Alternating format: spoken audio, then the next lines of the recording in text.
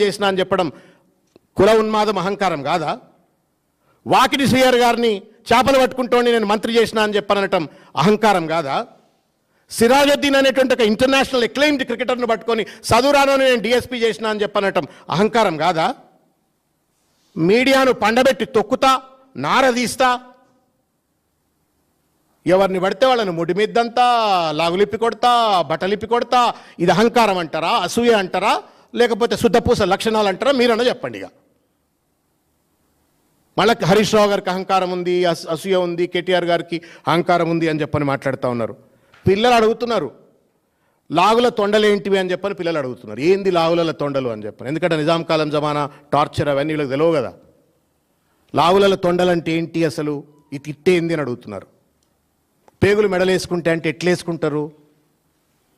ఇది రేవంత్ రెడ్డి గారి యొక్క భాష వైఖరి.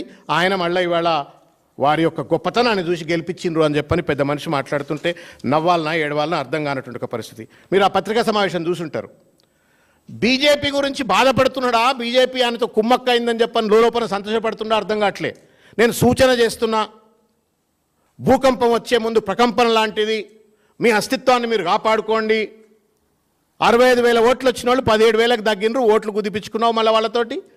మళ్ళీ వాళ్ళకి సూచనలు ఇస్తూ వాళ్ళ అస్తిత్వం గురించి శుద్ధపూసలు పలుకుతూ ఉన్నటువంటి ఒక రేవంత్ రెడ్డి గారు.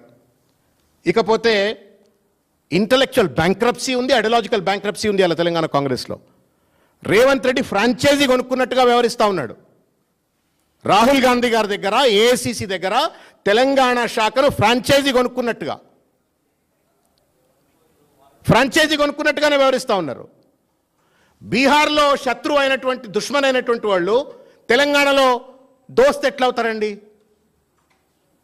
కాంగ్రెస్ ఓడిపోవడానికి ప్రత్యక్షంగా పరోక్షంగా కారణభూతమైనటువంటి, మొత్తం యూపీఏ ఓడిపోవడానికి, మహాగఠబంధన్ ఓడిపోవడానికి కారణభూతమైనటువంటి ఒక ఎంఐఎం రేవంత్ రెడ్డికి మిత్రుడు అని చెప్పని ఎవరో మీడియా మిత్రులు మీలాంటి తెలుగులో అడిగినారు. అడిగితే ఏదో పంటల గురించి మాట్లాడుతూ ఉన్నాడు. పంటల గురించి మాట్లాడుతూ ఉండి ఏ భూమిలో ఏ పంట వండాలనో అట్లా అని చెప్పని ఏదో మాట్లాడుతూ ఉండి దాటవేత ధోరణికి పాల్పడిండు. Ideological intellectual bankruptcy. మరి అదేమైనా రాహుల్ గాంధీ గారు ఏఐసిసి ఈయనకేమైనా ఫ్రాంచైజీ ఇచ్చిండ్రా? లేదు, ఈయన రేవంత్ రెడ్డి రీజనల్ పార్టీ లెక్క గాంధీ భవన్ వేదికగా దాన్ని ఏమైనా బీజేపీకి కొమ్ము కాసే విధంగా బీజేపీ సిద్ధాంతాలను ముందుకు తీసుకెళ్తున్నాడో మొత్తానికి తెలియదు. కానీ ఇవాళ ఒక ఐడియాలజికల్ ఇంటలెక్చువల్ బ్యాంక్రప్సీతో పనిచేస్తున్నటువంటి ఒక హిపోక్రాటిక్ లీడర్, హిపోక్రాటిక్ ఆర్గనైజేషన్ ఇవాళ తెలంగాణ కాంగ్రెస్.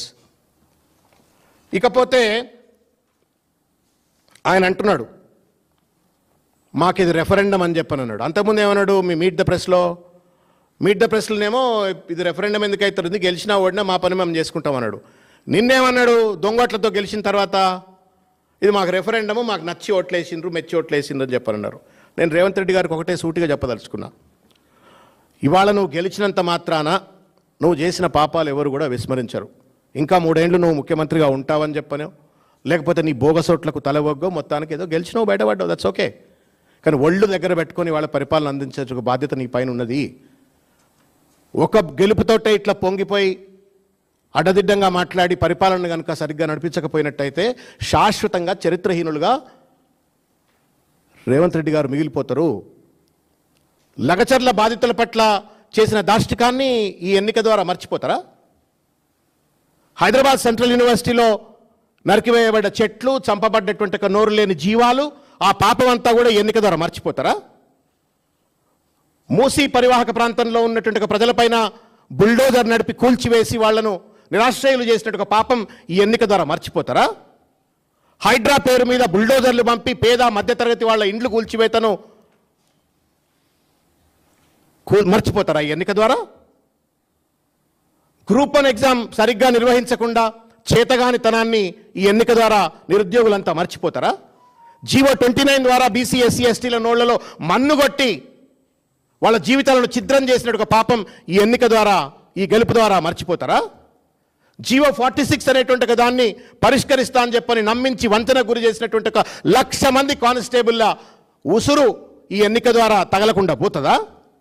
4,000 రూపాయల పెన్షన్ ఇస్తా అని చెప్పని ఆబగా మహిళల దగ్గర ఓట్లు దండుకున్నటువంటి ఒక ఇవ్వకుండా వాళ్ళను మోసం చేస్తున్న వైనం మర్చిపోతారా? మహిళలకు 2,500 రూపాయలు ఇస్తా అని చెప్పని మహాలక్ష్మి పథకం ద్వారా ఇవ్వకుండా మోసం చేస్తున్నట్టుగా వైఖరిని మర్చిపోతారా? షాదీ ముబారక్ తులం బంగారం ఇస్తా అని చెప్పని మోసం